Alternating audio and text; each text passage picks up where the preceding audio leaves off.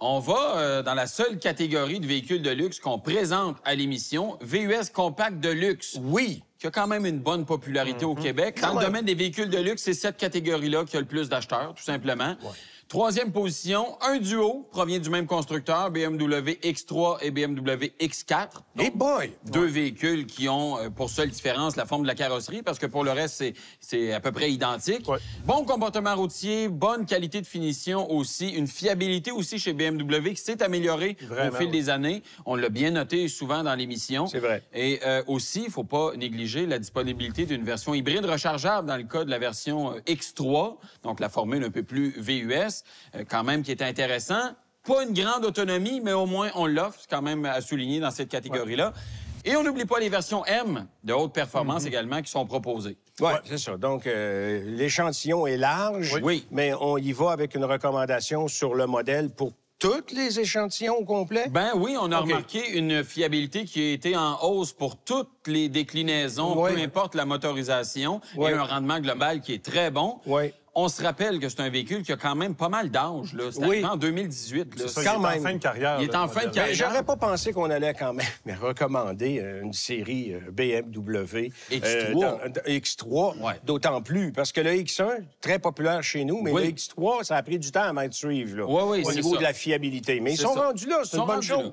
Mais en fait, BMW, c'est ce qu'on se rend compte, c'est que récemment, ils ont vraiment évolué positivement au niveau de la fiabilité de leur modèle. Et le X3, c'est un des fers de lance.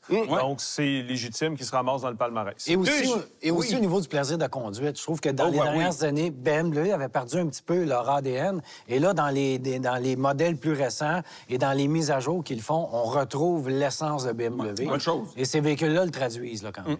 On retrouve partiellement l'essence. Bon, OK. Vas-y, deuxième position. Deuxième position, Acura RDX, un véhicule qu'on a beaucoup encensé dans les dernières années, qui demeure toujours aussi pertinent, une motorisation qui est bien adaptée, rouage intégral très performant aussi, fiabilité qui est généralement très bonne aussi, bien positionné dans le marché également.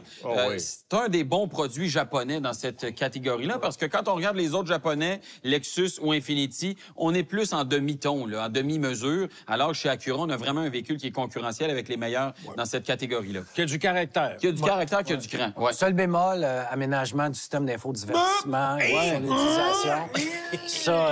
Ça, honnêtement, pour moi, c'est un point négatif du véhicule. Mais pour le reste, son rendement, sa conduite et tout, il mérite pleinement sa place. En fait, aussi, on pourrait peut-être reprocher à Acura, c'est un modèle qui a évolué très peu.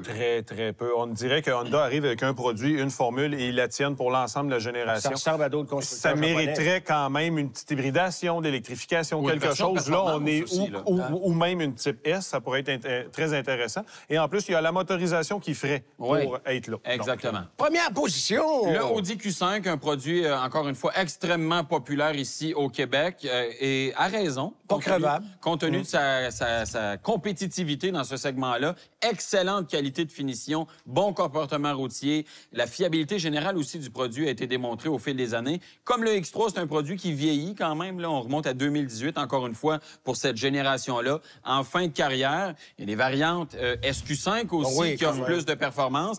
Il y a la version hybride rechargeable aussi, mais qu'on vous recommande pas, celle-là, compte tenu de son bilan de fiabilité qui est vraiment pas bon. Donc, concentrez-vous sur les versions à essence, Q5 ou SQ5. Et il y a même les versions Sportback aussi, avec un style qui est un peu à l'image du X4 chez BMW, plus sportif, coupé. Donc ça, encore une fois, des déclinaisons qui sont intéressantes et une compétence globale qui est très bonne. Première place bien méritée.